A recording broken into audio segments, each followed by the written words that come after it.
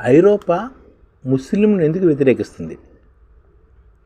ఐరోపా ఆర్థిక వ్యవస్థలు సజావుగా ఉన్నంత వరకు అరబ్బు, ఉత్తరాఫ్రికా, ఆసియా నుంచి వలస వచ్చిన వారిని బహు సంస్కృతి పర్వం పేరుతో అర్థం చేసుకునే ప్రయత్నం జరిగింది. అంటే ఐరోపా ఆర్థిక వ్యవస్థలు బాగా ఉన్నప్పుడు వాళ్ళకి వర్కర్లు కావాల్సి వచ్చినప్పుడు వాళ్ళు బాగానే పనిచేశారు. వాళ్ళందరూ మనకు కావాలి, యూదులేటి ముస్లింలు అందరూ మన వాళ్ళే అనుకున్నారు. కానీ 2008 తర్వాత ఆర్థిక ప్రగతి తగ్గుముఖం పట్టడంతో యూరోపియన్ దేశాల్లో తీవ్ర జాతీయవాద పార్టీలు వలస ప్రజల పట్ల వ్యతిరేకతను పెంచాయి. అంటే 2008 వరకు ఐరోపాకి చీప్ లేబర్ కావాలని కాబట్టి అప్పుడు ముస్లింలు, యూదుల్ని అందరినీ కలుపుకున్నారు. కానీ 2008 తర్వాత ఆర్థిక ప్రగతి తగ్గుముఖం పడడంతో యూరోపియన్ దేశాలను తీవ్ర జాతీయవాద పార్టీలు వలస ప్రజల పట్ల వ్యతిరేకతను పెంచాయి. ఈ సందర్భంలో యూరోపియన్ దేశాలకు ముస్లింలు ఒక సమస్యగా పరిగణించారన్నమాట. ఒక శతాబ్దం క్రితం వరకు ఆ స్థానంలో యూదులు ఉండేవారు. అంటే అంతకుముందు యూదులు వ్యతిరేకంగా ఉండేవారు అన్నమాట యూరోప్కి. ఇప్పుడేమో ముస్లింలు వ్యతిరేకులు అయిపోయారు. దీని గురించి ఒకసారి చూద్దాం. పశ్చిమాసియాలో ఇజ్రాయెల్, హమాస్ మధ్య జరుగుతున్న యుద్ధము యూరోపియన్ సమాజంలో తీవ్ర ఉద్రిక్తలకు కారణమవుతుంది. నెదర్లాండ్స్ రాజధాని ఆమ్స్టర్డామ్లో ఇజ్రాయెల్, నెదర్లాండ్స్ మధ్య యూరోపా లీగ్ ఫుట్బాల్ మ్యాచ్ జరిగింది. ఈ మ్యాచ్కు ముందు, ఆ తర్వాత అల్లల్లో హింస చోటు చేసుకున్నాయి. ఇజ్రాయెల్ అభిమానులు పాలస్తీనా వాసులు చావాలని అరుచుకుంటూ రోడ్ల మీద కనిపించిన వాళ్ళపై ఖాళీ సీసాలు విసిరి బీభత్స వాతావరణం సృష్టించారు. మర్నాడు డచ్ పౌరులు అరాచకానికి వ్యతిరేకంగా శాంతియుత ప్రదర్శన చేశారు. శరణార్థుల్ని, వలస వచ్చిన వారిని వ్యతిరేకించే తీవ్ర జాతీయవాద డచ్ పార్టీ నాయకుడు వేల్ట్ విల్టర్ ఆమ్స్టర్డామ్ సంఘటనలో తన రాజకీయ లబ్ధికి ఇంకో అవకాశం వెతుక్కున్నాడు. జరిగిందంతా 7 దశాబ్దాల క్రితం హిట్లర్ సైన్యాలు యూదులను వేధించిన పద్ధతికి గుర్తుకు తెస్తుందని విల్టర్ వ్యాఖ్యానించాడు. నెదర్లాండ్ రాజు కూడా పెద్ద డ్రామా చేయడంతో శాంతియుతంగా నిరసన చేసిన అనేక మంది డచ్ పోలీసులు అరెస్ట్ చేశారు. ఆమ్స్టర్డామ్లో ఉండే 15,000 మంది యూదు పౌరులకి, అక్కడ ఉండే అరబ్బు, ముస్లిం పౌరులకి ఇప్పటి వరకు ఏ గొడవ లేదు.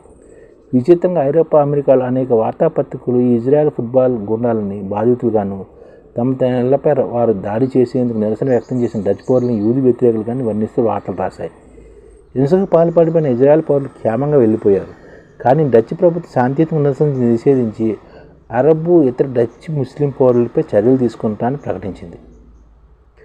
100 సంవత్సరాల క్రితం యూదులు తోటిన తెల్లజాతి వారుగా ఐరోపా దేశం పరిగణించేవి కావు. 100 సంవత్సరాల క్రితం యూదులను తోటి తెల్లజాతి వారుగా ఐరోపా దేశాలు పరిగణించేవి కావట. 100 సంవత్సరాల క్రితం అంటే నాజీ టైంలోని. నాజీ హిట్లర్ సైన్యాలు యూరోపియన్ యూదులలో 3/4 మందిని హరించాయి, కూడా సంహరించాయి. ఆ తర్వాత యూరోపియన్ దేశాలు మిగిలిన యూదులను ఇజ్రాయెల్కి పంపి తమ అపరాధ భావాన్ని పశ్చిమాసియాకి తరలించాయి.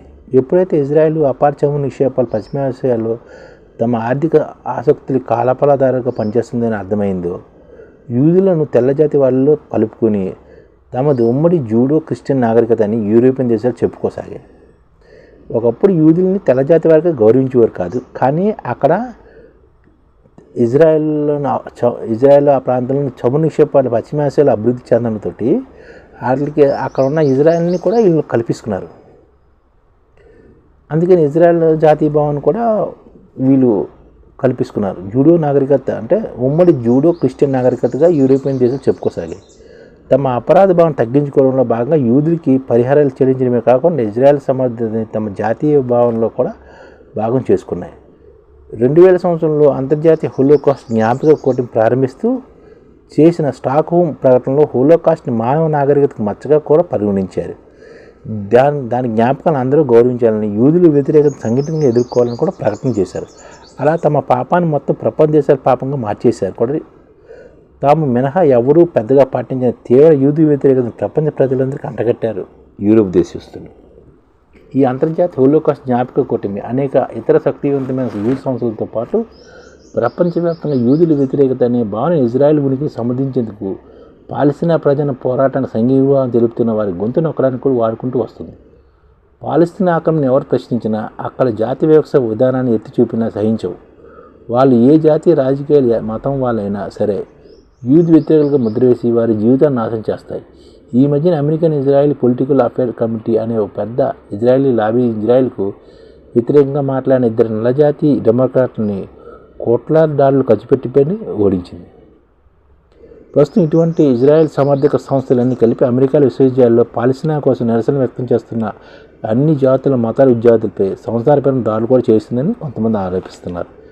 గత 2 దశాబ్దాలు అమెరికా, యూరోప్ దేశాలు ఇరాక్, ఆఫ్ఘనిస్తాన్, సిరియా, లెబనాన్, పాలస్తీనా వంటి అనేక అరబ్, ముస్లిం దేశాలపై ప్రత్యక్షంగా, పరోక్షంగా అనేక యుద్ధాలు చేయించిన తర్వాత ఆయా దేశాల నుండి ఐరోపాకు శరణార్థులు పెరిగారు.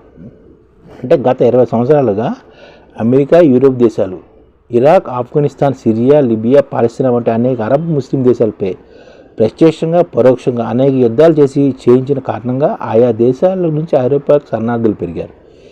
రెండో ప్రపంచం తర్వాత తమ శ్రామిక అవసరాల కోసం జర్మనీ లాంటి దేశాలు కూడా ఇటువంటి వలసను ప్రోత్సహించాయి. దక్షిణాసియాలాగే వలస పనులతో కొనాడుతున్న అరబ్బు, ఉత్తర ఆఫ్రికా దేశాల వారు కూడా సహజంగానే అరేబియాకు వలస వచ్చారు. ఆయా దేశాలు ఆయా భాషలు నేర్చుకుని అన్ని రకాలుగా ఇమిడిపోయారు. ఐరోపా ఆర్థిక ప్రగతి బాగున్నంత వరకు వీళ్ళందరూ మల్టీకల్చరలిజం బాగానే ఉండింది. 2008 తర్వాత ఐరోపా ఆర్థిక పరిస్థితి కొంత తగ్గుముఖం పట్టడంతో తీవ్ర జాతీయ పార్టీలు ఇప్పుడు ముస్లింలు ఒక సమస్యగా భావించడం మొదలైంది. ఇంతకుముందు ఆ స్థానంలో యూదులు ఉండేవారు. యూదులు తమలో కలుపుకుని ఇజ్రాయెల్లోని పశ్చిమాసియాలో నెమ్మదిబంటిగా మార్చుకున్న ఐరోపా దేశాలు 2000 సంవత్సరం తర్వాత పాలస్తీనా ఆక్రమణ ప్రపంచ దేశాల దృష్టికి రాకుండా చేశాయి. అమెరికాలో ట్విన్ టవర్లపై దాడుల తర్వాత ముస్లిం వ్యతిరేకతను పద్ధతి ప్రకారం పోషించి పాలస్తీనాని ఒక టెర్రరిస్ట్ సమూహంగా అందరూ భావించినట్లు చేశారు. దురదృష్టవశాత్తు అక్టోబర్ 7 హమాస్ దాడి తర్వాత ఇజ్రాయెల్ పాలస్తీనాపై జరుపుతున్న అంతులేని అమానుష దాడులు సోషల్ మీడియాలో అందరి దృష్టిలోకి వచ్చి ఈ యథాతథ స్థితిని మార్చాయి. ఇజ్రాయెల్ ఆక్రమణలో ఉండిన పాలస్తీనా ప్రజల పట్ల జాతి వ్యవస్థ, వారి జాతి ప్రక్షాళన, దీన్ని జియోనిస్ట్ మూల కథా కమాంచి ప్రపంచ నిరసన బట్టబడింది. ఐక్యరాజ్యసమితి మానవ హక్కుల కమిషన్ ఇజ్రాయెల్ చేస్తున్న హత్యలను అంతర్జాతీయ చట్టం కింద జెనోసైడ్ లేదా మానవహాని కింద వర్ణిస్తూ ఒక నివేదిక కూడా తీసుకొచ్చింది. పాలస్తీనా ప్రజల పక్షాన ఐరోపాలో ప్రజల తీవ్ర నిరసనతో ఆయా ప్రభుత్వాలు ఇజ్రాయెల్ సంవర్ధన ప్రశ్నగా మార్చాయి. ఈ సందర్భంలో ఐరోపా దేశాలు, అతివాది పార్టీలు యూదు సంరక్షణ అవతారం ఎత్తి తమ దేశం నుండి అరబ్, ముస్లింలను నియంత్రించడానికి వారి పాలస్తీనా సమర్థతని యూదు వ్యతిరేకతగా ప్రచారం చేస్తున్నాయి. ఒకే దెబ్బకు 2 పెట్టెల హోల్ అనడంతో ఇలాంటివి ఉన్నాయన్నమాట. అంటే యూదులను సమర్థిస్తున్నారు, ముస్లింలు వ్యతిరేకిస్తున్నారు. ఇజ్రాయెల్ దేశాన్ని విధానాన్ని విమర్శించిన, దాన్ని బహిష్కరించిన, ఏ విధంగా కోరని అంతర్జాతీయ హోలోకాస్ట్ జ్ఞాపక కూటమి కూడా కొంతమంది చేస్తున్నారు. భారత అన్ని దేశాలు పాలస్తీనా మద్దాలను నియంత్రించడానికి, పాలస్తీనాపై తాను జరుపుతున్న మానవహాన్ని ఎవరు ప్రశ్నించకుండా ఉండడానికి యూదు వ్యతిరేక సెంటిమెంట్ని ఇజ్రాయెల్ వాడుకుంటుంది. దీనికి అమెరికా, యూరోప్లోని అన్ని దేశాలు అతివాద రాజకీయ పార్టీ మద్దతు కూడా పలుకుతున్నాయి. తన అస్తిత్వానికి కోసం ప్రపంచంలో అన్ని దేశాలు ప్రజాస్వామ్య విలువలు పతనానికి తోడ్పడుతున్నాయని, ఇజ్రాయెల్ పశ్చిమాసియాలు తమ బంటును కాపాడుకోవడానికి కష్టపడుతున్నాయని, తెల్లజాతి క్రిస్టియన్ దేశాలు కలిసి ఇప్పుడు ముస్లింలు వ్యతిరేకంగా సెంటిమెంట్ ప్రయోగిస్తున్నాయని కొంతమంది ఆరోపిస్తున్నారు. ఈ విధంగా ఉందన్నమాట ప్రపంచంలో ముస్లిం వ్యతిరేకత పెరుగుతుంది. ఒకప్పుడు ముస్లింలు శ్రామిక శక్తి చీప్ లేబర్ కాబట్టి కావాల్సి వచ్చారు. ఇప్పుడు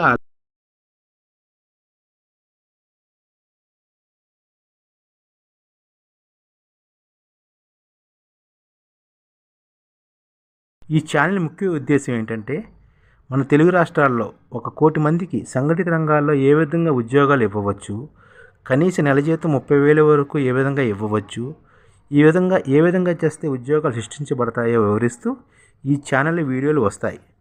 అలాంటి వీడియోలు మీకు కావాలంటే మన ఐడిఎఫ్ భాస్కర్ ఛానల్ని సబ్స్క్రైబ్ చేసుకోండి. ఐడిఎఫ్ అంటే ఇండియన్ డెవలప్మెంట్ ఫోర్స్. ఈ వీడియోలు చూసిన తర్వాత మీకు నచ్చితే లైక్ చేయండి, మీ ఫ్యామిలీ మెంబర్స్కి షేర్ చేయండి, మరియు మీ ఫ్రెండ్స్కి షేర్ చేయండి. Thank you. నమస్కారం.